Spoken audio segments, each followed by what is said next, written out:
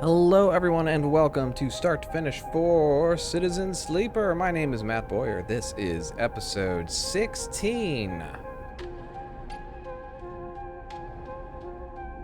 This is when the world ends. Let's find out what remains. Oh, God. The docking axis is in chaos when you arrive. The staccato burst of welding torches, the shouts of crews gathering, the rapid flow of supplies and kit from dock to dock. You can tell already that news of the flotilla's imminent departure has reached this place before you. Come to join the Exodus, Sleeper. Peter approaches you from one of the working crews, a smile on his face and a lightness in his step that you haven't seen before. Not quite. Suppose you were here on Soul's orders again?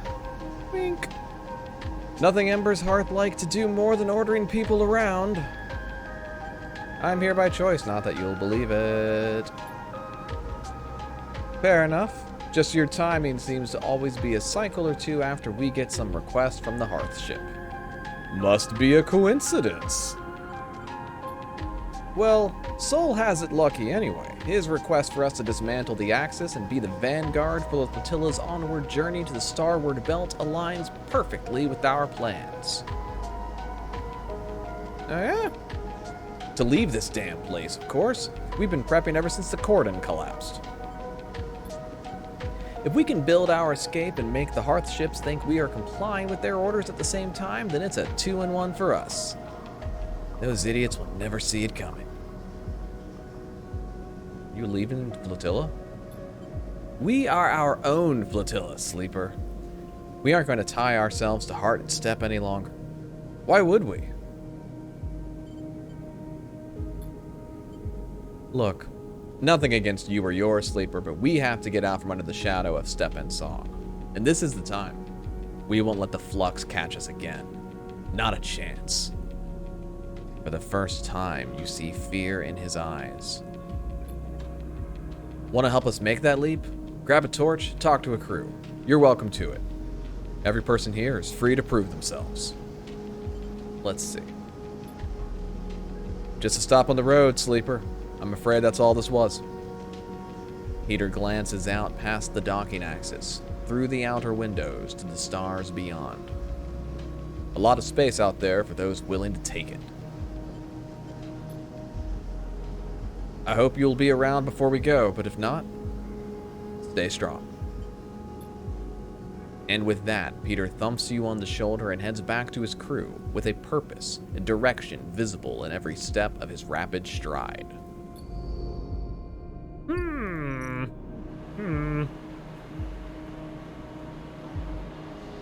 Oh no. That's bad. That's bad. Aki. I knew you'd come.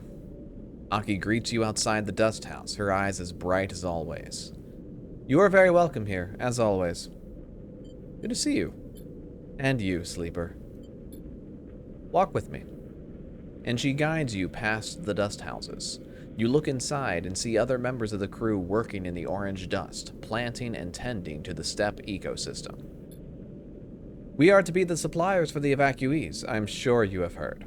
We will put the dust houses to use. She leads you past a dust house where the dust is less, the orange glow not as bright, the air a little more clean. We are adapting, slowly, but we are adapting. We have to produce food, clothes, necessary things for the journey ahead. The plants of Step are once again sustaining a population, and that makes me proud. Anki stops at a half-empty dust house, scoured of its sand. It is being filled with mulch. We brought this from the Greenway.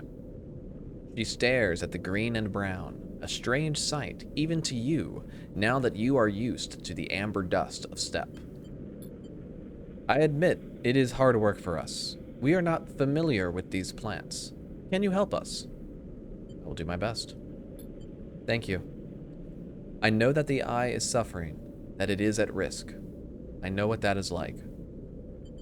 Thank you. I wish I had a lesson to share with you from our loss on Step. But for the moment, I cannot see what that might be.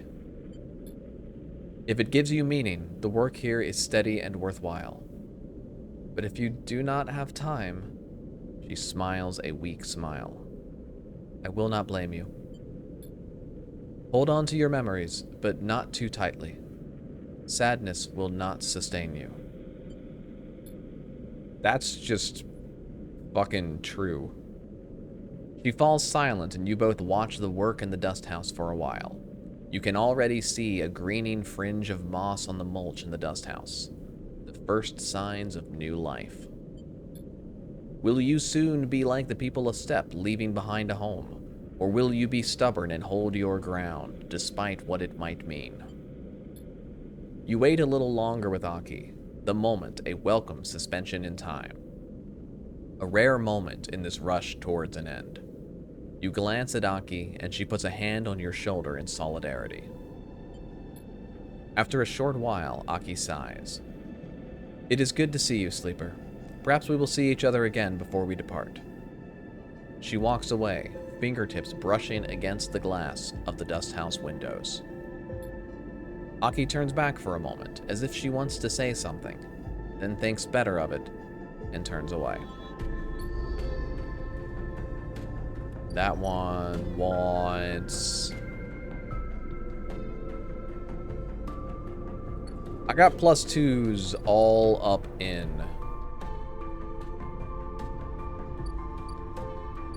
We'll see how it goes. Got stuff happening. We'll get there. Maybe, possibly, almost, definitely not. Oh, God.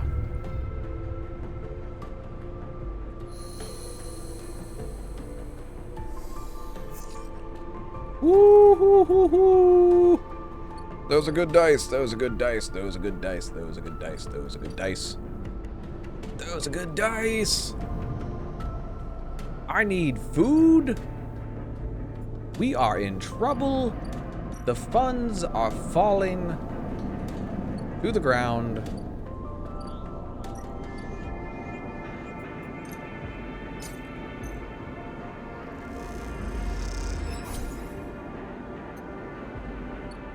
I have this data.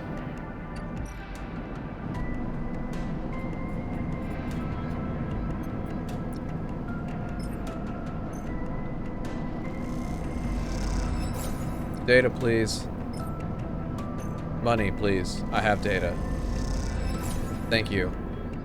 That will keep me alive for another couple of days.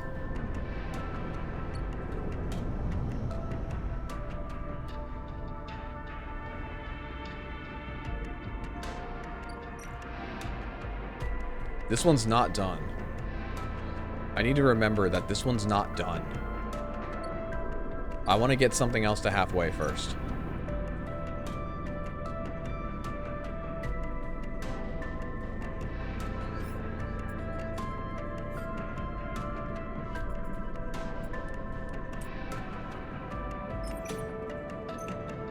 Interface.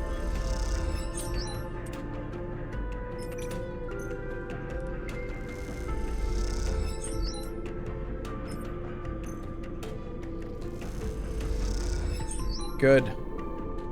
Alright, sometimes it gives me something, sometimes it doesn't. This was a dozen. Oh, baby!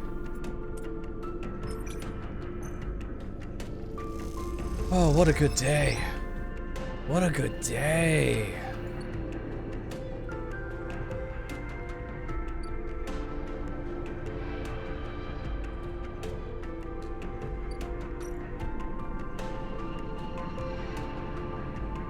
Ah.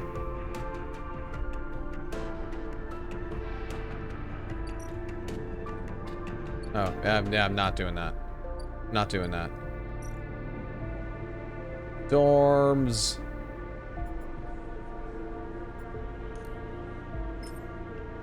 This is gonna buy me an extra cycle.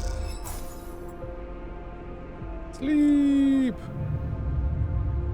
We're just kind of guiding this through, keeping going as best we can.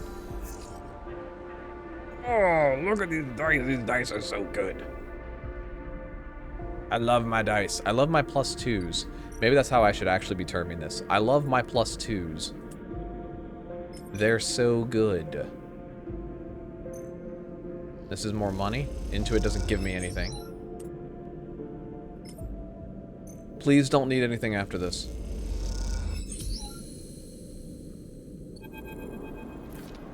You sit in one corner of the dust house and inspect your work. This dust house, the one where plants from the greenway and some of the steppe species intermingle, has become your favorite. The moss and dust sharing the space in curving terraces. The pale knots of steppe silk freckled with yellowing lichel symbiotes. It is a hypnotic arrangement. You look down and see the intertwining of fungal threads and dust-caked roots and feel a little glow of pride at what has been achieved. You hear the entry lock of the dust house hiss open, and assuming it is Aki, turn to greet her. Sleeper, I should have known you'd be here. Riko smiles her warm smile, leaning on her crutch. You must be one of the most green-fingered people on the station. Riko! Now, has it been so long? No need for any drama. I met some of the steppe refugees in the Greenway. They were gathering plants, and I confronted them. Turns out they were very friendly. Aki was very apologetic, but I told them they were welcome to anything they liked. She told me I'd be welcome to come see, and, well, I thought I'd take her up on the offer. She looks around the dust house with its strange hybrid ecosystem. I have to say, I'm glad I did. I'm glad too. I can see that. How about you take me on a tour? You take Riko's hand and walk her around the hybrid dust house. You show her how the steppe silk knots help provide a strong base for fungal and lichel growths, and how the dust mixes with the spores.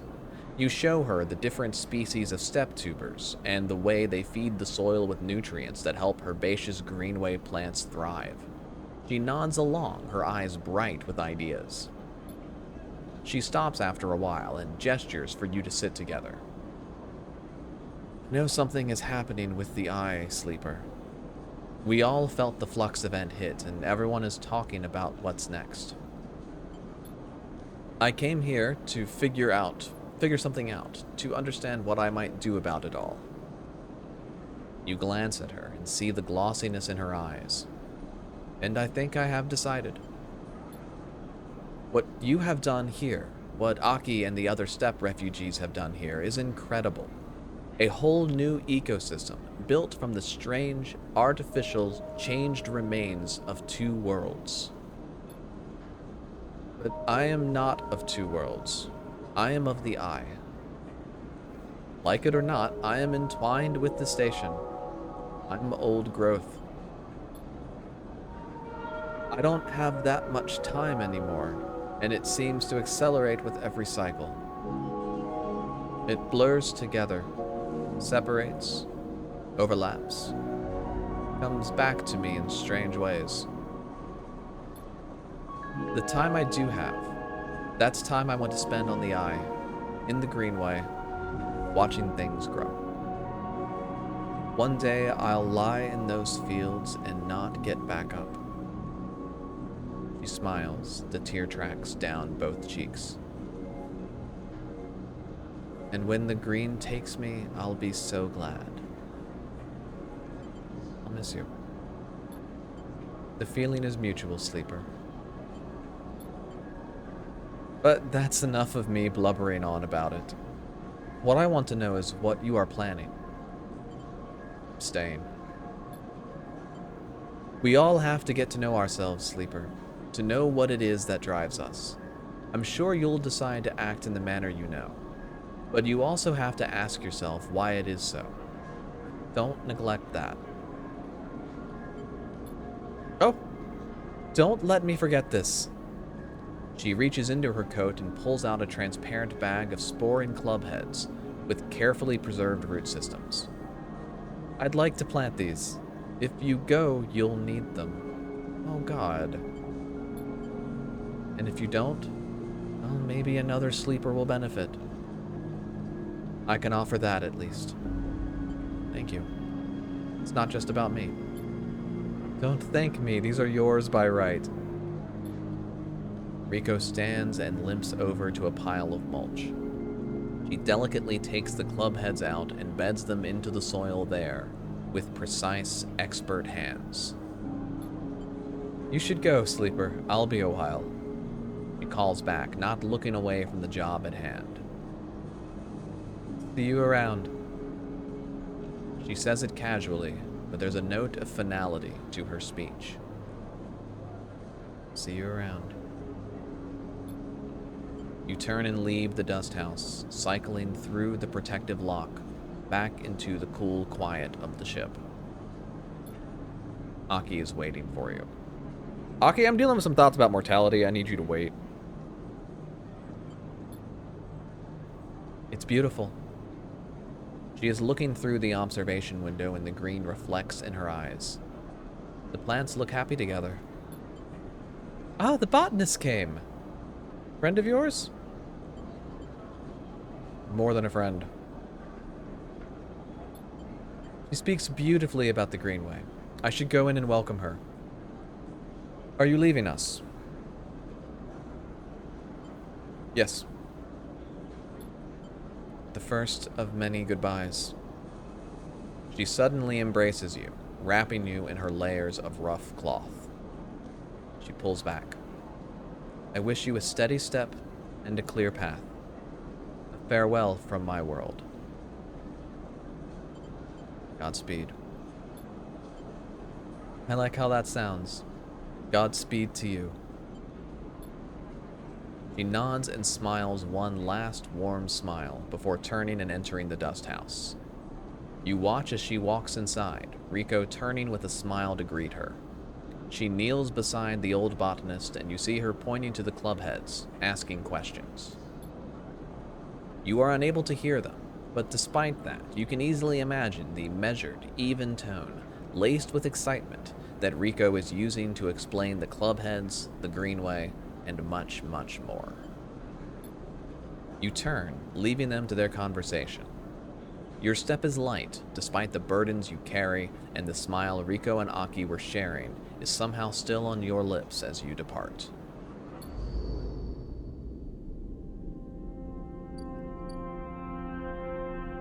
We are the most halfway we can possibly be.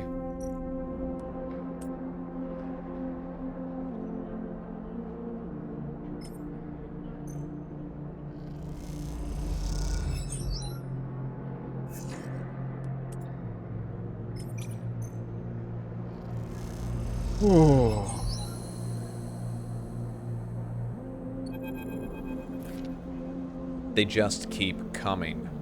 Perhaps the flux event scared enough people that they really believe the eye will collapse. Perhaps they are sick of Havanage, of the Council's infighting and the hardliners.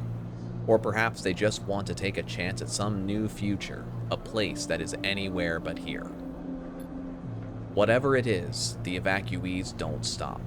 They come on the flotilla shuttles, on their own ships, however they can. You've seen so many faces pass that they are almost meaningless now, a parade of features that seem both familiar and distant. You've been helping people, lifting bags, bringing in supplies, directing them to the berths you helped build. Some of them recoil from your touch, still unfamiliar with sleepers. Others treat you with pity. Some with hate, snatching back their bags and storming off. Still you help. Still you carry boxes and bags. Nothing can stop you. You don't look for Sol. You know he is busy, just like you, trying to make this thing work.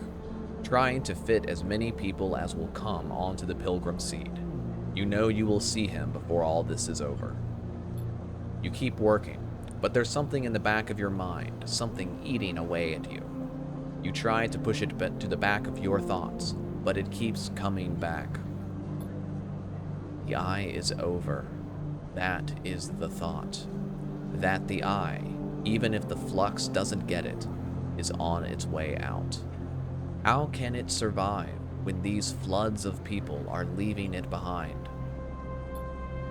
It's a thought that troubles you because it makes you question why you have held on here so long. in a place that seems so temporary for so many people? Are you just a stubborn idiot, someone who didn't get the message? Or are you strong, committed for lasting the storm, for seeing the collapse coming and facing it head on? Because there is something you are sure of now.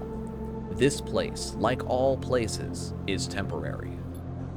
And as each face passes you, each family packs up and gets on board the Pilgrim Seed, it feels ever more temporary, ever more fragile. Which means it either desperately needs protecting or it desperately needs to be left behind. The choice is yours.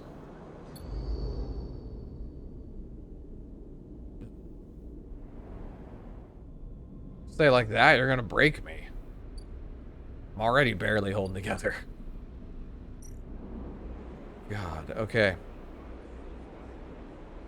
I'm gonna head down and get food right now, because I'm gonna need it tomorrow, because I could lose the energy. That's what it's called. What do I do in here? This isn't done! This isn't done! Thought I'd finished it! Didn't! Why? Why is that still there?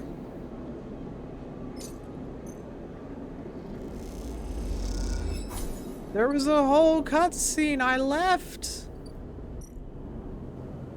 That could have killed me. Hey, kitty.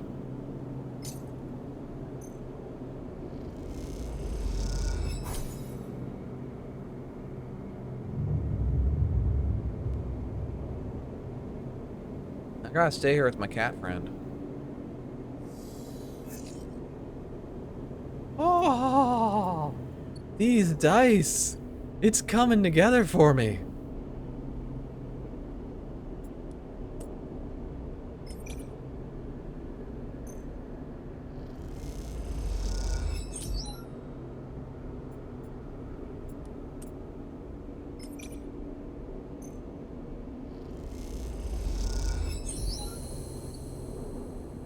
I don't think I needed to do that.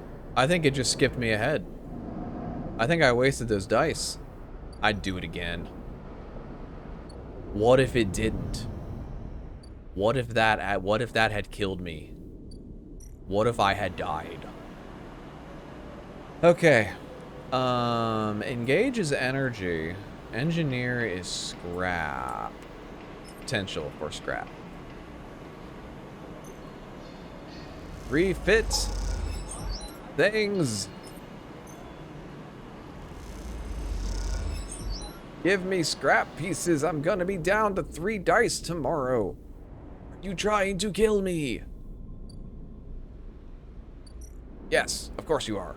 Why wouldn't you be? Oh God. Does anyone want this? I don't think I can sell a fragment. I can't believe I need another. Why do I need 2 club heads? Do I need 2 club? I probably need 2 club heads. Is it 2 club heads? Damn it. It is. Alright. I'm gonna need to use some dice on that tomorrow. We're okay. We're okay. I don't feel confident in that, but I think we're okay.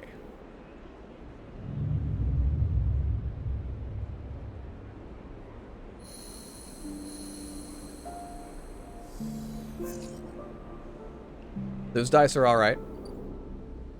Those dice are alright.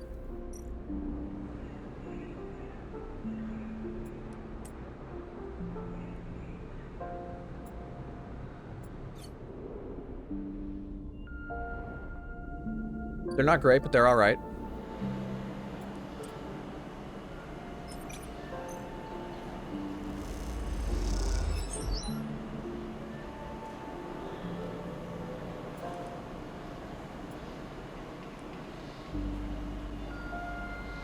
One die down here. One die in this. No, not you. You. Come on, come on, come on, come on, come on, come on, come on, come on, come on, come on, come on. Yes! I'm so psyched!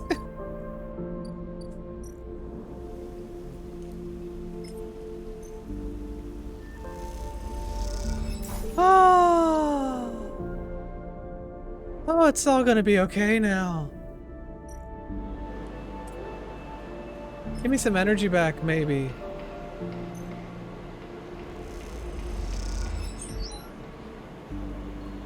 That's alright.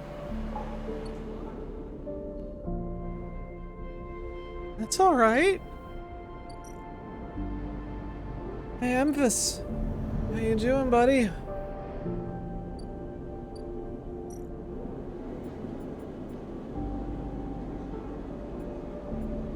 Emphas, actually, I'm gonna make my own food tonight.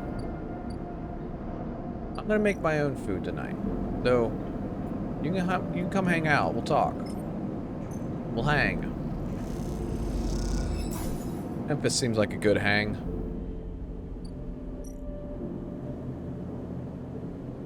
Use it. Use it.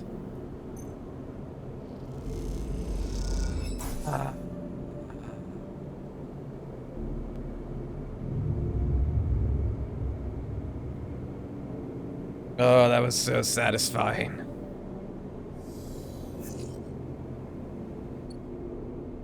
Hey, these 2 dice will do it. These 2 dice will do it. These 2 dice will do it. Then I can figure out what to do with the 1s and the 2s. With the 1s and the 2s!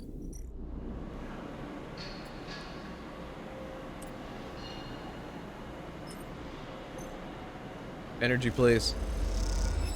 You didn't give me any energy. Boy. Boy, I didn't put a single consonant in there.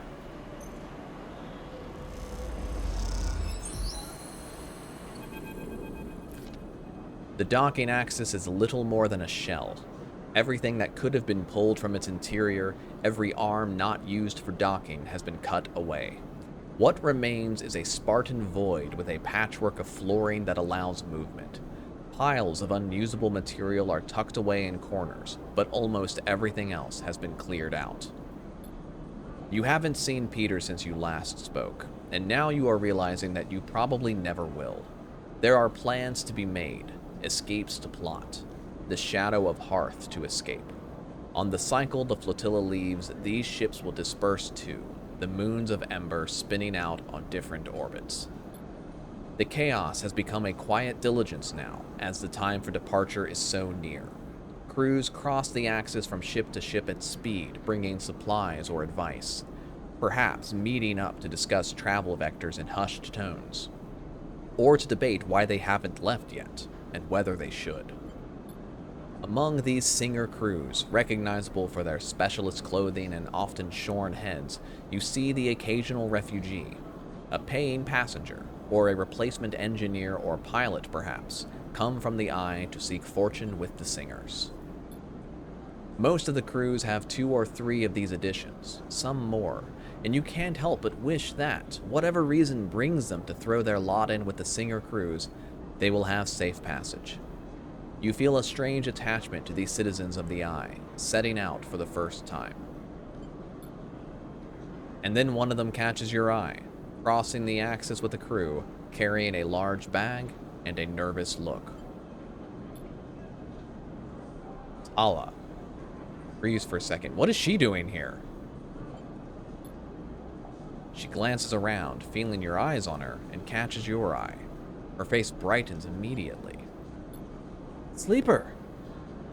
Tala mutters something to her crew and rushes over, dumping the large bag at your feet and embracing you without thinking. Are you leaving? Sleeper? I'm going to the starboard belt. Why didn't you say? Do you remember me mentioning my family, Sleeper? My brother? You think back to your Jirol blurred conversations in the back of the Bantayan. He came here with me, with my family when we were little, just after we left Sinza. He left when we were both teenagers, jumped on some spacer crew heading to the starboard belt. I'm an idiot. And I'm going after him. Alone? Guess so. Aha! I really don't know if it makes sense, or if it's the right thing, but ever since I heard that was where the refugee flotilla was going, well, I couldn't stop thinking about him. What happens to the bar? Someone will have to run it. I mean, I could ask Francis, he'd be happy to, or one of the others. And of course, if you were leaving with the flotilla or someone else, it'd be totally okay. You wouldn't need to say yes, it's no pressure, it's fine, whichever way I was thinking. I could run the bar. I think so. I mean, you can take a second. But, there's not exactly much time. So, considering that, she grabs the key hanging around her neck, the key to the Bantayan. Do you want to do it?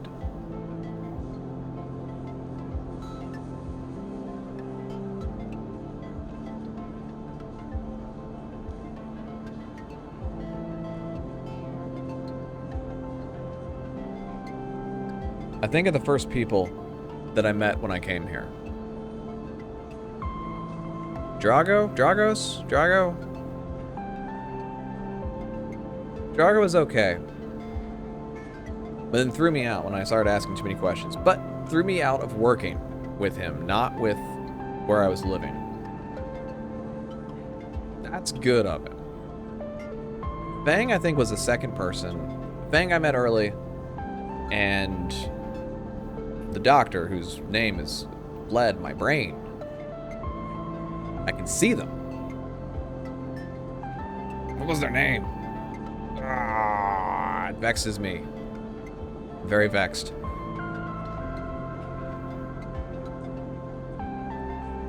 Tala felt like the person who treated me the most fairly, who just met me on my terms, and her terms. And that was enough. I want to pay that forward. Tala leaps forward and embraces you again.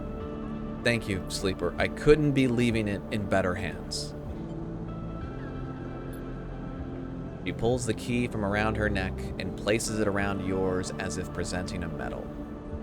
Remember to lock up, especially the back. And remember to empty the still if you are leaving things closed for a few cycles, and I won't be gone forever, of course. I can come back and check in, maybe once I find my brother. She smiles at you, and you can see the weight lifting off her shoulders, her eyes already drifting towards the crew, the ship, the next big thing. He's ready. I better be going. Not a good start to keep my guys waiting. She lifts the bag onto her shoulder. She looks down the curve of the eye, towards the overlook, towards the Bantayan, use its proper name. Thanks again, Sleeper, for everything you helped me with. I wouldn't have been able to leave if I hadn't made things work here. Dad wouldn't have let me. Well, anyway, he said, see you around. Hope so. Then Tala turns, heading back to the crew who will carry her to the starward belt. You watch her go, and despite the departure, it is hard to feel sad about Tala. You know her energy will carry her forward, and you hope her brother is somewhere on that bright path. You hold the key in your hand, the metal still a little warm from Tala's body. You turn it over in your fingers, thinking about how it feels like a tool and a burden. You can still lock up and leave, you figure, but now that will feel like breaking something fragile. And if you stay, well, who knows what this little metal promise might grow into. At this point, this place could start exploding, and I'm still going back. That's a promise. There's no coming back from that one. That is the end.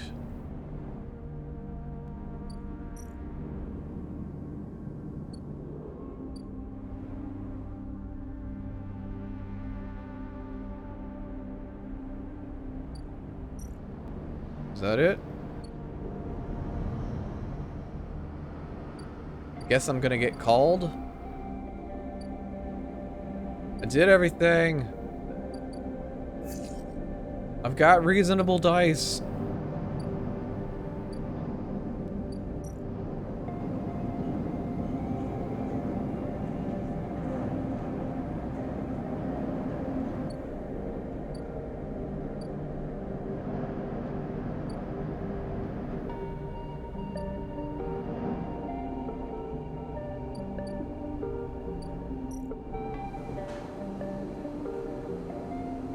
Trying to decide what to do with my dice now.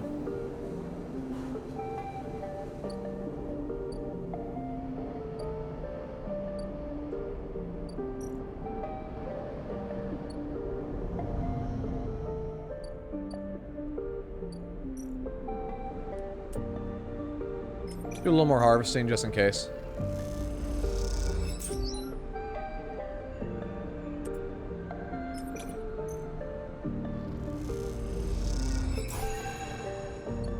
Well, that's good for food, but not really much else.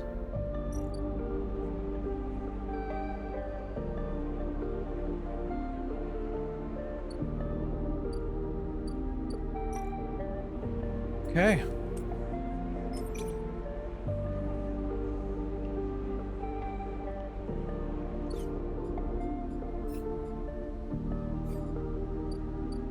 I really feel like now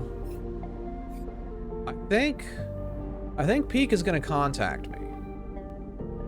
Peak said they would once everything is ready, they'll buzz me. That's my understanding. If I am wrong, let it be on my head. Which it will. Well.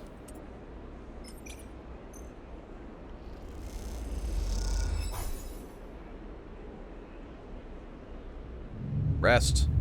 Still got 5 dice. Peek, peek, peek, peek, peek, peek, peek, peek, peek, peek, peek, peek. Where are you? Peek, peek, peek, peek. Peek. Peek, I'm ready.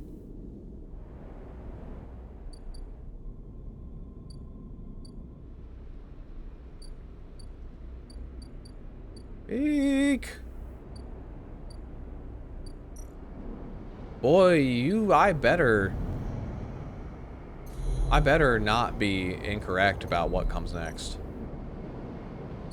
Go back to the greenway. Get in the eyeball. Alright, that's blank. Okay. Peek. Don't give me 2 cycles left. I'm not gonna do anything with them. I'm literally going to do nothing. I'm not gonna get engaged with anyone else's stories.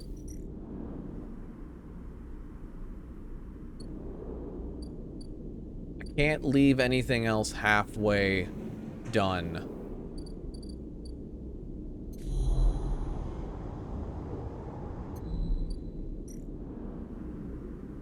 Oh, I hate this.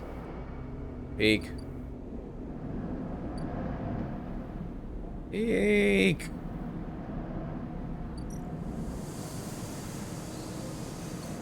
Can't engage. Don't engage. Don't engage. Don't get involved. Don't ask questions. Don't want the answers to them. I could just work at the bar. I think I might just work at the bar. I'm gonna go work at the bar.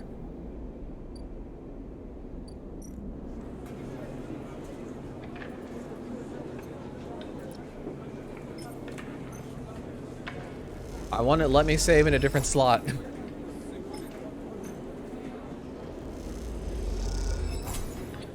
Oh, maybe I'm just too good at video games.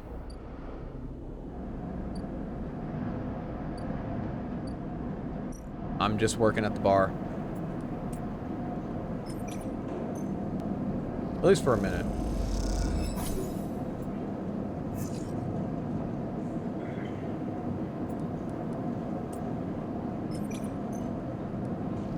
Engaging with friends. Meeting some people.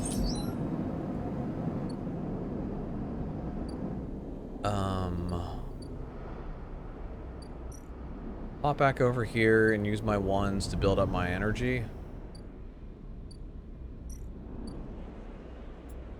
This is a safe one. It says, hey, please don't take energy away from me now. We're good. Oh God. I'm doing what? See, when it says the sooner my preparations are complete, I was assuming that then it would happen, that then I would get a call the next day, or I could call Peak. But I don't see anywhere where I can interact with Peak. And Gardener's over here. I feel like I would know.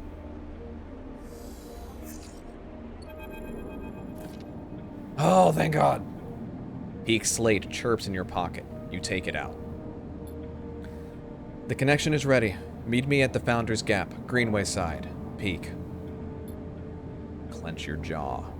It's time. Oh boy.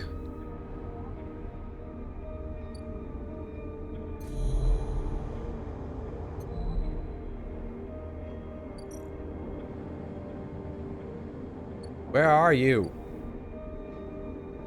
You in here? That's the Briar. You're not there. You said the Greenway side, right? I'll admit I was not listening. Oh, there you are. You find Peak waiting near where you first met, at the entrance to the docking tunnel for the Founder's Ferry.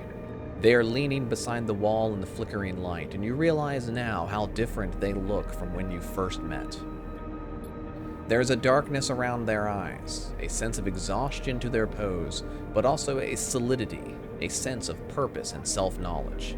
They look concrete, for want of a better word. Solid. Sleeper. They spot you, and a small smile crosses their face. Glad you came. I wouldn't be anywhere else. Crunch time. Let's go. The break in the connection is up ahead. They walk away from the docking tunnel into a ragged, half-crushed corridor that descends into darkness. They poke their slate and a torch flicks on, lighting the way ahead.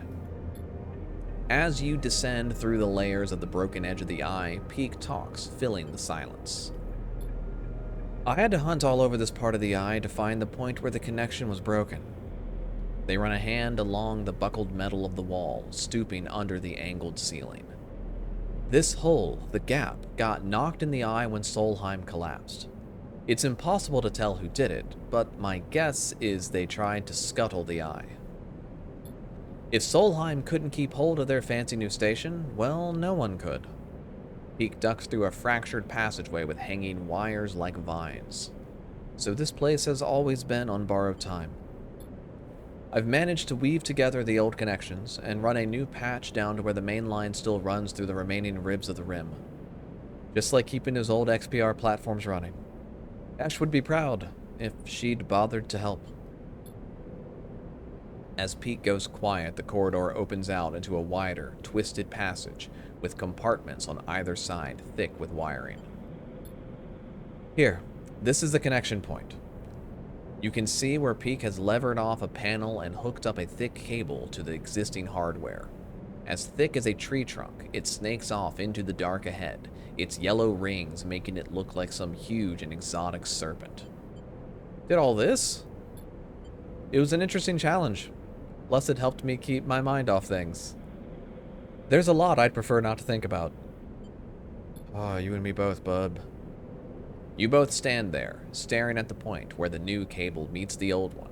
The ends separate, fitted with multi-pin male and female connectors and braced inside a metal framework with a scissoring mechanism. Bring them together, seal them, and the Greenway will be connected to the rest of the eye for the first time in decades. Peak shifts their weight onto one hip, pushing their hair out of their eyes. I feel like this should be more momentous, like there should be some ritual or ceremony. Or someone should stop us from doing this crazy thing. Let's just do it. I'm not asking this question. And this is incorrect. Pull the plaster off, right? Okay. They hold both sides of the scissoring support framework, of the supporting framework, ready to scissor it closed. Here we go.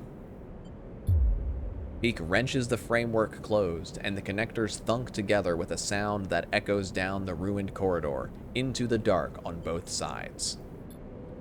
Both you and Peak wait with bated breath, unsure what it is you are waiting for. Do you expect the eye to suddenly stop spinning or lurch on its axis? For the power to go out, or a shockwave to run through the corridors of the rim?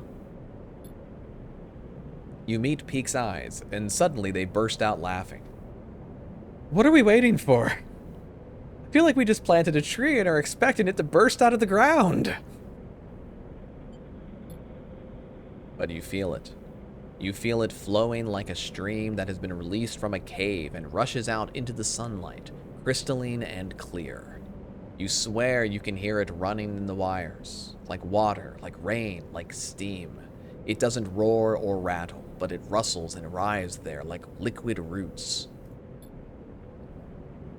Peak sees the look in your eyes and stops laughing. You can see it, can't you?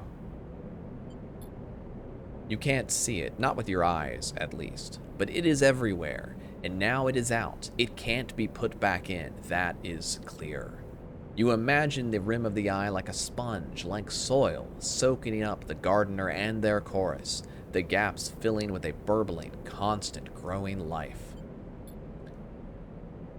Peak stares at you, waiting for something, anything. Gardener is free. Peak nods slowly and closes their eyes. They go to speak, but the words fail them. Suddenly, Peak's slate chirps. They jump and scramble for it, almost dropping it in the process. But when they stare at it, a look of confusion crosses their face. What happened? It's Esh. She's leaving. Before you can speak, they have turned away and are moving back up the passageway, back towards the entrance. I'll come too. They don't turn or respond, and you watch their silhouette, lit by their slate's torch, disappear rapidly around a corner. You take out the slate Peak gave you and turn on the torch. The wires all around look like pale roots in the harsh light, and you turn away from them. They are gardeners now. You work your way back through the corridors, retracing your steps. You imagine Peak, panicked, running towards the cordon, realizing that their greatest fear has come to pass. You wonder if they will be able to persuade Esh to stay. If Esh is going, you think, then the flotilla must be leaving too. The thought makes you shiver in the darkness and you push it away. You are not ready. You focus on avoiding the hanging wires, the low ceilings, and make your way back out into the lit corridors of the Founder's Ferry dock. Astor is waiting for you. He holds up his hands. Now, Sleeper, no need to fear. I understand now it was my mistake to try to force you. A miscalculation. I won't hold you here, Sleeper, but I wish to speak. Say your piece. At first I thought that, if you'll excuse the turn of phrase, taking possession of your particular talents was the opportunity. But you are more than that, and I understand that now. Your arrival on this station, your ability to touch the networks, this makes you the very definition of a wild card. Senate stats analysis, by analysis, we never could have accounted for you. This system, Helion system, is about to experience a significant change, about to open up to Senate stats bailiffs, Conway's claimants, and every industry and element an active CAN channel brings. Yet this very cycle you let another wild card free. Gardener. I have to admit that this development makes me afraid, Sleeper. It makes me afraid what an intelligence like this will sacrifice to protect itself, or what atrocities it might commit through madness. And yet, what a compelling object such an intelligence is.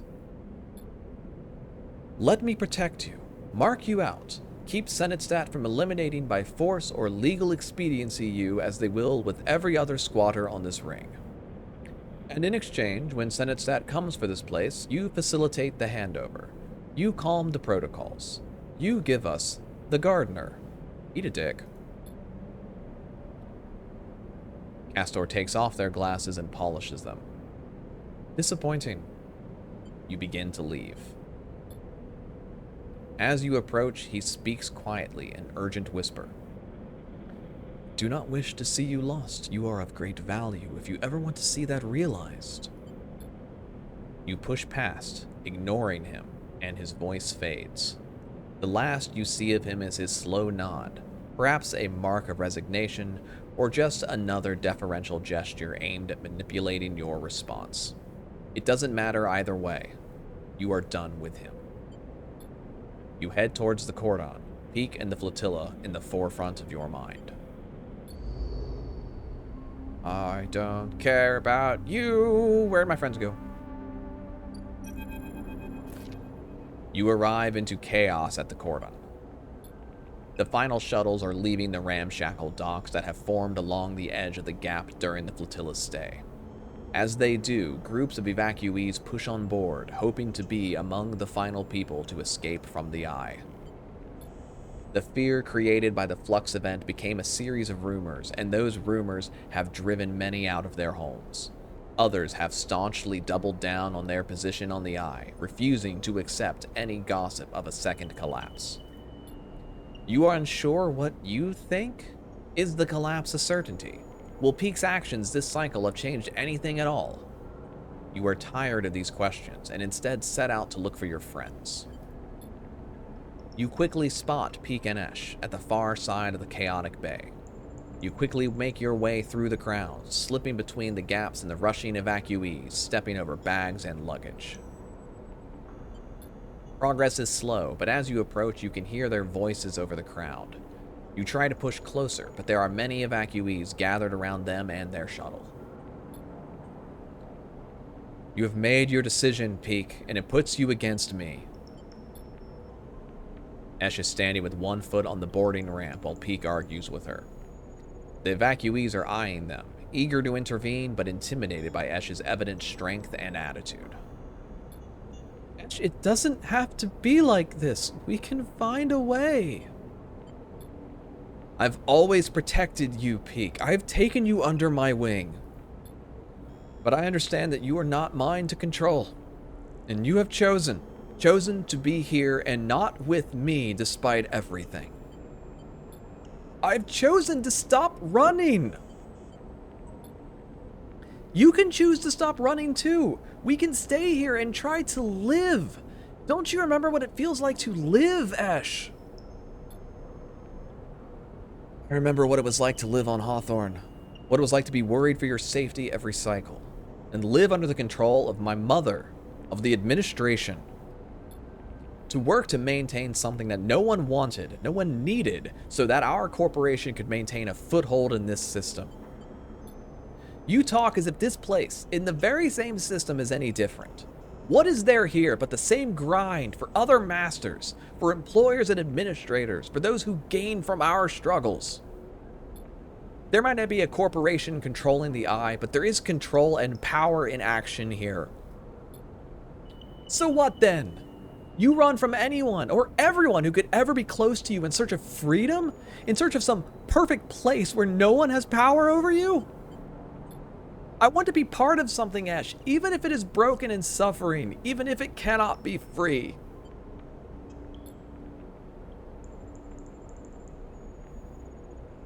This isn't Hawthorne anymore. We aren't tied by our childhood or by our shared need to escape. We are both just people in this system. I release you, Peak. You are free of me. Esh, please. There is a life here if you want it.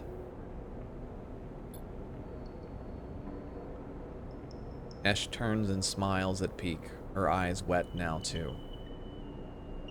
Then you live it for me, Peak. I can't. And she climbs up the boarding ramp, the evacuees taking their chance to climb on board too.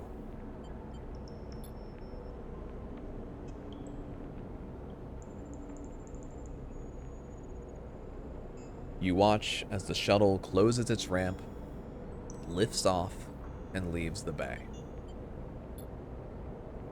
The crowds are dispersing now as they get onto the shuttles or say their goodbyes and move back into the main part of the cordon. You push past the last of them to reach Peak.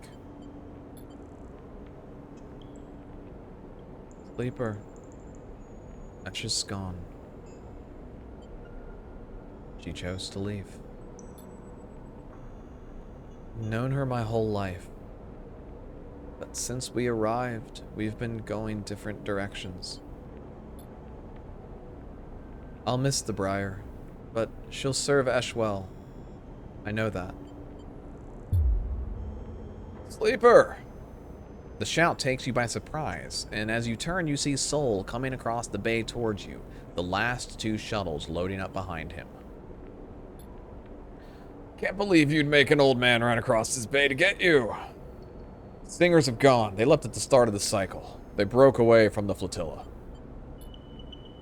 You smile as you think of Tala, safely cradled within one of those Singer ships, on her way to the starward belt, and hopefully a reunion with her brother. Godspeed, Tala. What are you smiling at? They've forced our hand. We have to leave now. We follow close enough behind, maybe they'll end up being our scouts anyway. I reckon any hostile spacers out there will give them a wide berth. Pilgrim Seed will need a little time to make our way out of the cordon, but I'm heading back now to get her started. Thankfully, the step ships are sticking with us, and we'll be plenty well supplied for the journey to the belt. Anyway, I didn't plot all the way over here to tell you that. It's now or never, Peak. Or Sleeper. Not Peak. Hi, Peak. We've met. I'm good to my word, and I kept a berth for you. This is your last chance to take it. Make a call. You glance out at the flotilla beyond the bay, beautiful in the light of Helion's sun. You think of the long journey to the starward belt, of the people inside the Pilgrim Seed, of the possible futures that await. Then you think of the people here, on the Eye, of Peak beside you, of the Bantian, of Tala, and the key that still hangs around your neck, of promises and possibilities. You open your mouth to speak and realize this is the final time you will make this choice. You have to be sure. I'm staying. You say the words, and the moment you do, the weight of it all seems to descend on you. You stumble a little, and then stand straight, refusing to be crushed. You feel a tightness in your chest, and a haze blurring your thoughts. Good luck. You'll need it. He grips your shoulder and meets your eye. In the haze, his pitted and rough hand feels so real, so detailed, that it grounds you. And then it is gone, and Sol goes with it, quickly moving to the waiting shuttle. As he does, you watch, unable to speak, your whole body pulsing.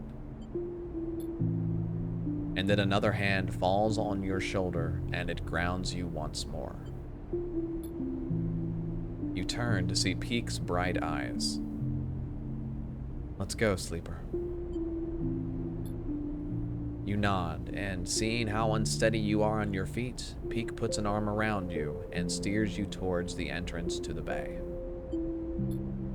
As they do, you hear the roar, feel the wind as the shuttle lifts off and angles toward the flotilla. You don't turn. Instead, you keep your head down and focus on each step. As you do, you feel Peak beside you, holding a little of your weight, and you holding a little of theirs. This is how it will be for many cycles after you both leave the bay and head back into the eye. You will both hold things for each other, remind each other of the choices you made, remind each other why it is important to keep going despite the moments when it seems impossible. You will keep each other going. That support will be vital when the second flux event hits the eye, when it knocks the entire free spoke off the power grid, making the whole station lurch with a sickening motion. When it cripples systems and corrupts processes, leading sections of the station to go dark or start venting oxygen. When holding on is all you can do, while the world seems to come apart around you. And yet, somehow, the eye will persist. Systems will resist total collapse in ways that will seem inexplicable to many, but to you and Peak, they will signal the awakening of a new force within the station. That new force will bring with it new challenges and new possibilities in equal measure. Strange growths will be reported all around the station in the wake of the flux event, fungal crusts pushing through pipes and wiring. The eye will go wild and fecund, becoming a station of increasing unpredictability, prone to a seasonal rhythm of spore clouds and sudden growth spurts. There will be a strange and unsettling beauty to this paradigm shift, as the greening of the station turns it from a corporate ruin to some altogether new assemblage of biological and mechanical structures. Rico will take on this challenge with energy that seems impossible for her age, and until her final day, she will delight in the new mysteries the eye and its gardener produce. And as this new era consolidates around the station, you will find yourself in the Bantian most cycles, working to keep the place alive. The cycle where you invite Emphas to come make use of the kitchen will go from a one-off event to a regular occurrence, and soon the Bantian will be filled with spacers eager to try the best preparations of the station's now abundant mushrooms.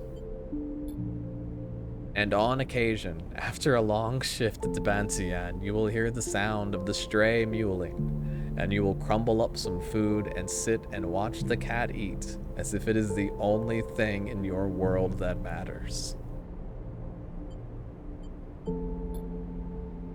However, into all this newness, the bad old ways will still intrude. Senate Stat, frustrated by the Eye's resilience, will begin to send more physical threats, and supply ships and traders will suddenly stop arriving, stopped by a blockade of corporate militia.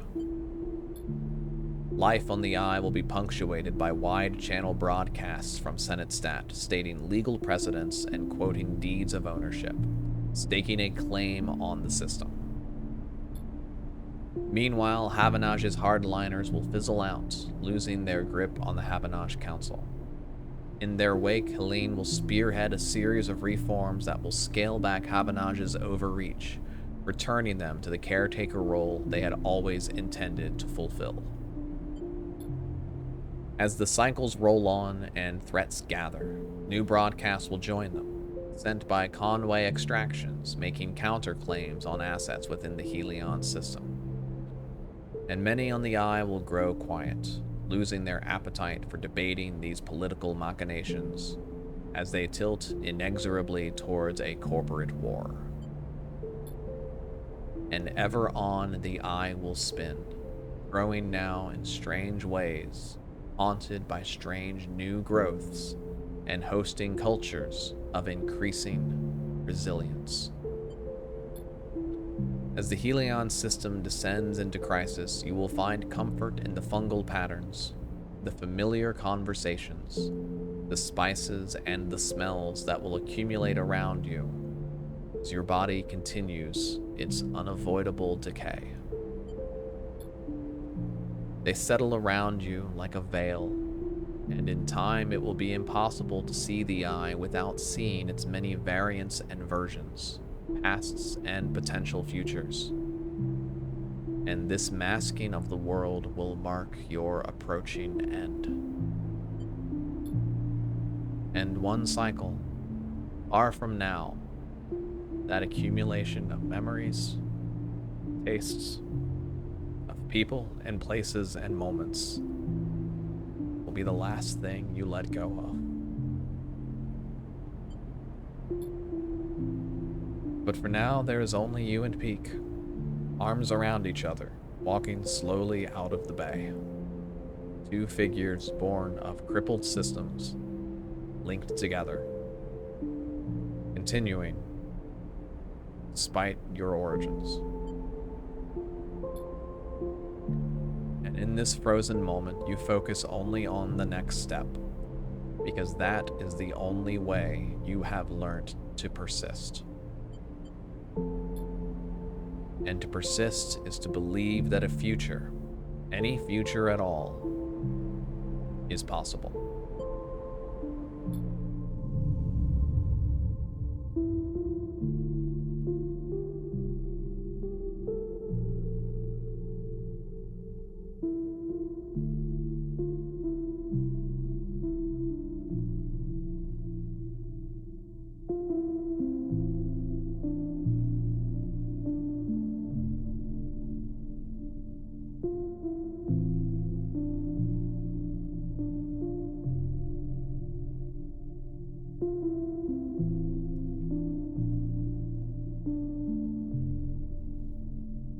Shit.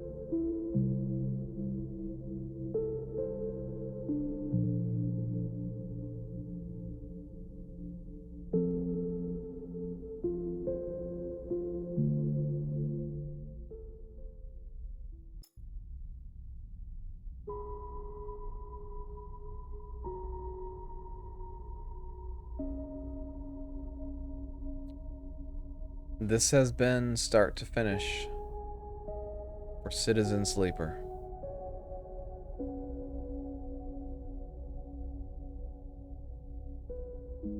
Holy shit.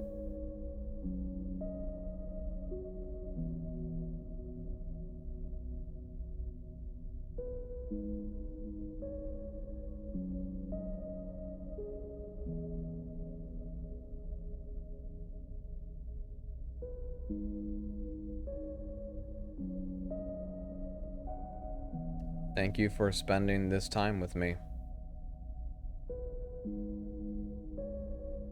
We all only get so much. Goodbye.